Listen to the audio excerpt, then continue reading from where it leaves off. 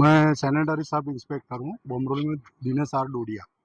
દિનેશભાઈ આજે કઈ જગ્યા આવ્યા હતા શું કામગીરી હાથ ધરવામાં હા, આજના દૈનિક પેપરમાં આવેલું હતું કે આ ક્લિનિકની બેદરકારીના હિસાબે વૃદ્ધ મહિલાનું કંઈ અવસાન થયેલ છે, જે બાબતે અમારા ઉપલા અધિકારીએ અમને અહીંયા સ્થળ તપાસ કરવા મોકલ્યો છે. સ્થળ તપાસ કરતાં અહીંયા અમે બાયો વેસ્ટ માટેનું જે રજિસ્ટ્રેશન કરવાનું હોય એ એમની પાસે હતું નહીં, જેથી જે નિયમ અનુસારની પેનલ્ટી કરીને એમને નોટિસ આપેલી છે અને હાલ ક્લિનિક બંધ કરાવે છે. ડૉક્ટરના ભૂતકાળમાં કઈ અટકેલા પગલાઓ કઈ ડિગ્રીઓ કરે હા, ડિગ્રી એમની પાસે છે પણ હાલ ગુજરાત સરકારની નથી, મહારાષ્ટ્રના ને એની છે.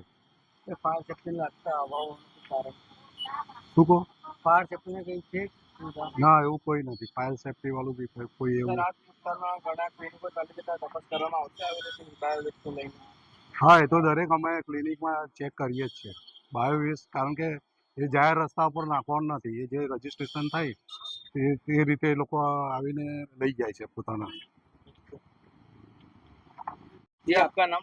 विवेक राजपूत। विवेक भाई, जो एक्सपायर हुए थे वो आपके कौन थे और दादी है मेरी।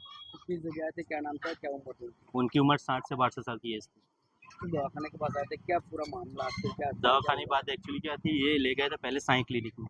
वहाँ नॉर्मली खाली उनको खांसी बुखार थी, उसका दे गया, उनको थोड़ा नहीं ठीक होने लगा थोड़ा सा। फिर यहाँ पे फिर थोड़ा प्रॉब्लम उठने के बाद फिर ये वाले हॉस्पिटल में लाए, पांडे क्लिनिक में। लाने के बाद फिर इनको क्या किया, पहले दिन रिपोर्ट करवाया, फिर पहले दिन कितना बोतल चढ़ाया था, 3 बोतल पहले दिन चलाया। फिर सुबह शाम 3 दिन कंटिन्यू 6 तारीख तक 2-2 बोतल चढ़ाया, पूरे 15 से 16 बोतल हो गए। जब जान गया हमारे तरफ सिचुएशन नहीं, अब हम इनको बचा नहीं पाएंगे, इन लोगों ने क्या किया, बाहर ला के बैठा दिया। बैठाने के बाद क्या बोलते हैं, इनको अब सिविल ले जाओ, हमसे कुछ हैंडल नहीं हो। अभी जब यहाँ पे वार्तालाप ये सब हुई तो क्या बोले, 3 लाख देने से अच्छा है कि 25,000 देके पर्ची बनवा दो, यहीं से मैटर रफा दफा हो जाएगा। वो जो लेडीज डॉक्टर थी, उनकी वाइफ मिसिस अभी भाग गई, वो भी दोनों चले गए। तो डॉक्टर के पास आपको ऐसा प्राथमिक में डिग्री वगैरह है, ऐसा कुछ पता चला कैसे डिग्री? कुछ नहीं था, नॉर्मल था, सब नॉर्मल, ना डेंगू था ना कुछ, ना खून रिपोर्ट आया था, कुछ भी नहीं था।